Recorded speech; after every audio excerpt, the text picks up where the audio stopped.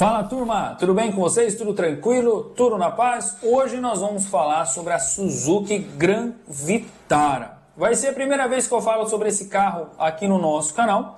A ideia é falar um pouco da minha opinião sobre esse veículo. Vamos falar de motorização, consumo, desempenho, né?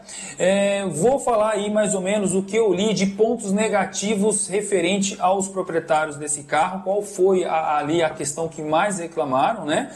Vale lembrar que o Gran Vitara ele é um veículo SUV médio, né, concorrente ali da Tucson. Só para a gente dar uma geral de como surgiu o Gran Vitara aqui no nosso país. A primeira geração do Suzuki Vitara chegou ao mercado brasileiro em 1991. Inclusive um dos primeiros carros importados a chegar ao país, após a liberação das importações de automóveis anunciado pelo governo Collor em maio de 1990. Então vieram para o Brasil 4 gerações do Vitara, né? Primeira geração era conhecido como Vitara, segunda e terceira geração como Gran Vitara, e na quarta geração, que veio para o Brasil em 2016, foi rebaixado a categoria de SUV médio para SUV compacto, né? Aí passou a se chamar novamente de Vitara, onde se despediu, né, do mercado brasileiro em 2021. No vídeo de hoje eu vou dar um foco maior na terceira geração do Gran Vitara, que veio em 2008.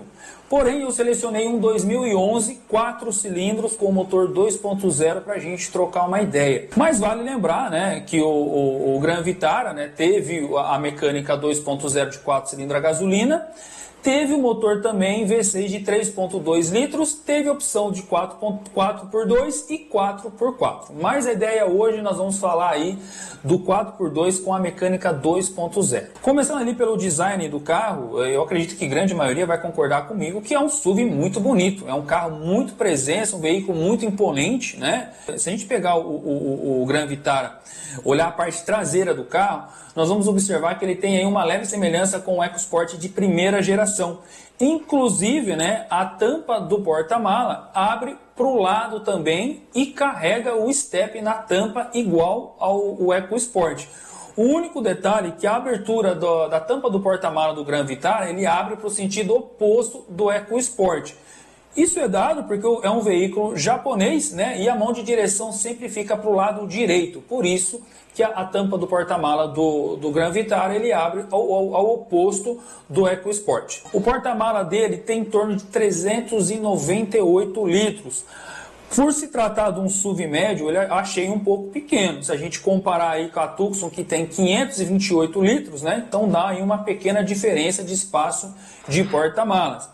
Vale lembrar também que o Gran Vitara ele também rebate os bancos traseiros, onde você tem aí uma capacidade maior de carga nesse carro. Falando um pouco da interna do Gran Vitara, é um veículo aí bem bonito, com acabamento muito bom, né? Embora o painel seja plástico, né? Mas os forros de porta é soft touch.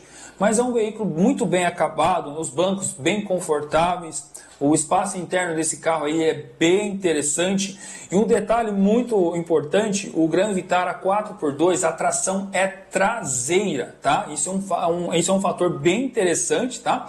Embora seja a tração traseira, o túnel central, ali para quem vai no banco de trás, é até que relativamente rebaixado. Geralmente os carros de tração traseira, geralmente passam o cardan ali e o túnel central acaba sendo um pouco alto. No caso do Gran Vitara, até que é bem baixo por se tratar de um veículo de tração traseira. Falando da parte de motorização.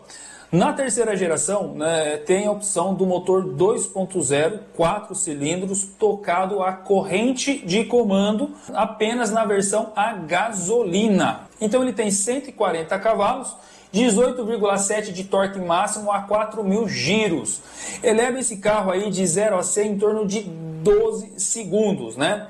Apesar de ser um veículo aí de 1.573 quilos, né? Um carro bem pesado, né? É um veículo um pouco mais antigo, até que ele tem ali um 0 a 100 bem interessante, tá, pessoal? É um carro pesado com consumo, com um desempenho bem interessante.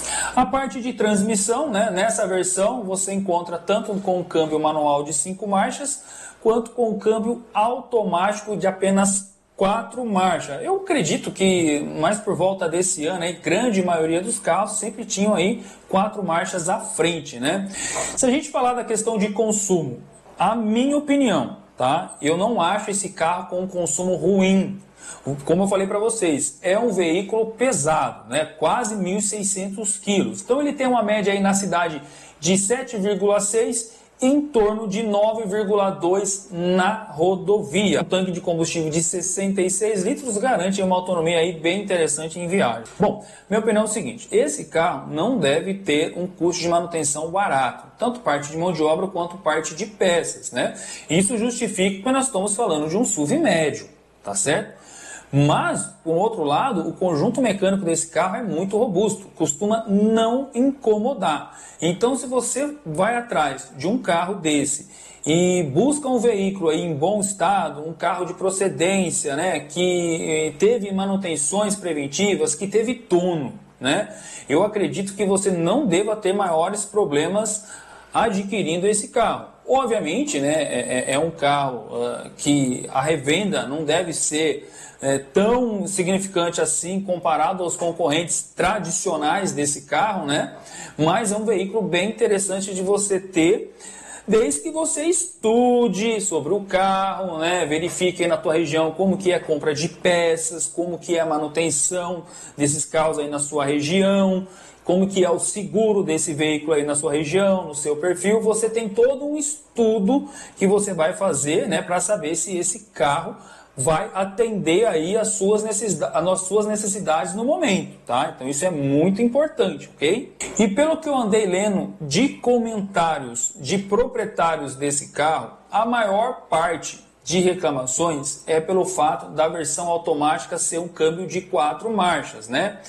Muitas pessoas reclamam aí da questão da falta da quinta ou da sexta marcha. Como eu falei mais pro início do vídeo, é normal, né, as pessoas reclamarem aí da falta da quinta marcha, também como é normal, né, os carros dessa idade vir com um câmbio aí de 4 marchas. Eu sei que tem gente que vai me falar que em 2011, 2012 já tinha carro com câmbio automático de 5 marchas. Eu sei, mas a grande maioria naquela época vinha com um câmbio de 4 marchas e não tinha muito o que ser feito. E a menor nota dada para esse carro dos proprietários é a questão de desempenho e consumo, que eu já imaginava, né? Grande maioria das pessoas, né, tem a mania de reclamar de consumo e desempenho de carros desse porte, né? Muitas pessoas acham que deve ter consumo de Gol, de Corsa, de Fitmob, né? Mas não esquece que nós estamos falando de um carro aí de mais de 10 anos, né?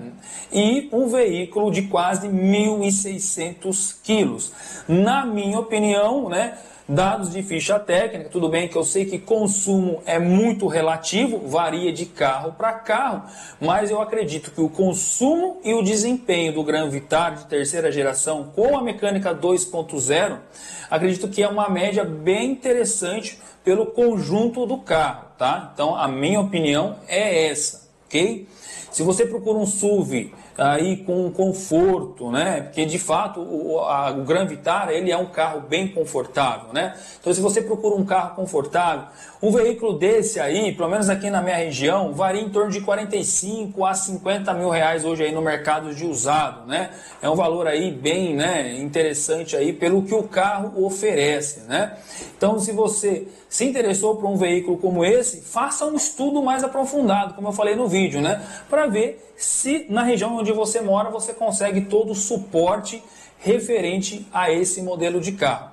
Parte de revenda, né? Eu acredito que seja um pouquinho mais chatinho de revenda por se tratar de um veículo que ele não é assim de montadoras padrões tradicionais que tem aqui no nosso mercado brasileiro. Mais uma vez, na minha opinião, eu, Bruno, particularmente, não compro carro pensando na revenda. Eu compro o carro que me satisfaz, né? O carro que eu tenho vontade de ter, desde que eu tenha condições de manter um carro como esse, ok? Então o vídeo de hoje foi esse, espero que vocês tenham gostado. Agora eu quero saber a opinião de vocês. Você aí, compraria um Gran Vitara? Deixa aqui nos comentários, que eu gosto muito de interagir com vocês através dos comentários. E se chegar alguém aqui no vídeo que tem um Gran Vitara ou que teve um Gran Vitara ou de outras gerações do Vitara, deixa aqui nos comentários também, dê a sua opinião referente ao carro, que o seu comentário pode virar tema de vídeo e pode ajudar outras pessoas no poder de decisão de comprar um carro como esse, tá bom? Não esqueça de acessar a nossa loja virtual, que eu vou deixar o link aqui na descrição desse vídeo. E eu me chamo Bruno Charme, falo diretamente aqui do canal SUV Companhia. Espero você no próximo vídeo. Fiquem com Deus.